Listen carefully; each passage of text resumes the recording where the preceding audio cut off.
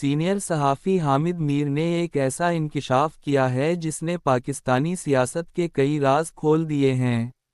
یہ انکشاف اس بات پر ہے کہ آخر عمران خان کو اقتدار میں کیوں اور کیسے لایا گیا، اور یہ فیصلہ کیسے بدل گیا کہ پہلے جنہیں لانا تھا، وہ وزیر اعظم نہ بن سکے۔ کہانی شروع ہوتی ہے 2018 کے عام انتخابات سے چند ہفتے پہلے۔ ایک خفیہ میٹنگ بلائی گئی۔ اس میٹنگ میں 3 بڑے نام موجود تھے، اس وقت کے army chief general Qamar Javed Bajwa, deputy general inter services intelligence general Naveed Mukhtar اور deputy general C general Faiz حمید۔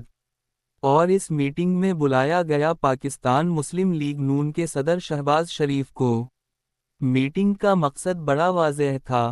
شہباز شریف سے پوچھا گیا، اگر آپ وزیر اعظم بن جائیں تو آپ اپنی کابینہ میں کن لوگوں کو شامل کریں گے؟ وزیر خزانہ اور وزیر خارجہ کے طور پر آپ کے نام کون ہوں گے؟ شہباز شریف نے جواب دیا کہ میری کابینہ کے فیصلے پارٹی کرے گی، اور خاص طور پر میاں نواز شریف صاحب طے کریں گے۔ یہ سن کر مزید سوال ہوا، کیا آپ نواز شریف کے بغیر فیصلے کر سکیں گے؟ اگر ہم چاہیں کہ آپ آزادانہ فیصلے کریں تو کیا یہ ممکن ہے؟ شہباز شریف نے بڑے واضح الفاظ میں کہا، میں اپنے بھائی کا ساتھ نہیں چھوڑ سکتا، چاہے مجھے وزیر اعظم بنا دیا جائے، میں نواز شریف کے خلاف نہیں جا سکتا۔ ناظرین، یہی وہ لمحہ تھا جب کہانی نے پلٹا کھایا۔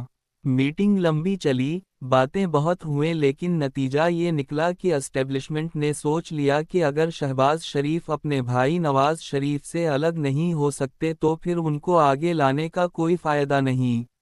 یوں فیصلہ بدل گیا، اور وہ فیصلہ یہ تھا کہ عمران خان کو آگے لایا جائے۔ یاد رکھیے، جنرل پاشا نے عمران خان کو 2011 سے ہی تیار کرنا شروع کر دیا تھا۔ بڑے جلسے، میڈیا کوریج، اور پس پردہ حمایت، سب کچھ عمران خان کو لانچ کرنے کے لیے تیار تھا۔ لیکن 2018 میں پلان یہی تھا کہ شاید شہباز شریف کو وزیر اعظم بنایا جائے۔ مگر جب انہوں نے انکار کر دیا، تو اسٹیبلشمنٹ کے پاس واحد آپشن عمران خان بچے، اور پھر عمران خان کو اقتدار میں لایا گیا۔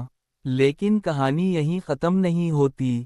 وہی اسٹیبلشمنٹ جس نے عمران خان کو وزیر اعظم بنایا، بعد میں انہی کے خلاف ہو گئی۔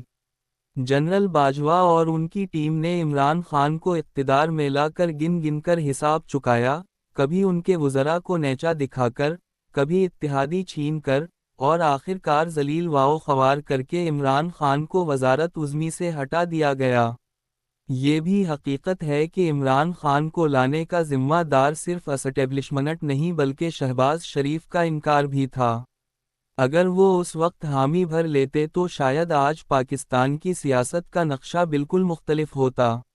ناظرین، حامد میر کے اس انکشاف نے ایک بار پھر یہ ثابت کیا ہے کہ پاکستان کی سیاست میں فیصلے صرف ووٹ سے نہیں ہوتے بلکہ بند کمروں میں کی جانے والی میٹنگز طے کرتی ہیں کہ کس کو اقتدار میں لانا ہے اور کس کو ہٹانا ہے۔ تو سوال یہ ہے، کیا عمران خان صرف ایک پہ تھے، یا پھر وہ واقعی تبدیلی کے نشان تھے؟ اور کیا شہباز شریف کا انکار ان کے حق میں گیا یا الٹا پاکستان کے سیاسی منظرنامے کو مزید الجھا گیا؟ فیصلہ آپ کی نظر میں ہے۔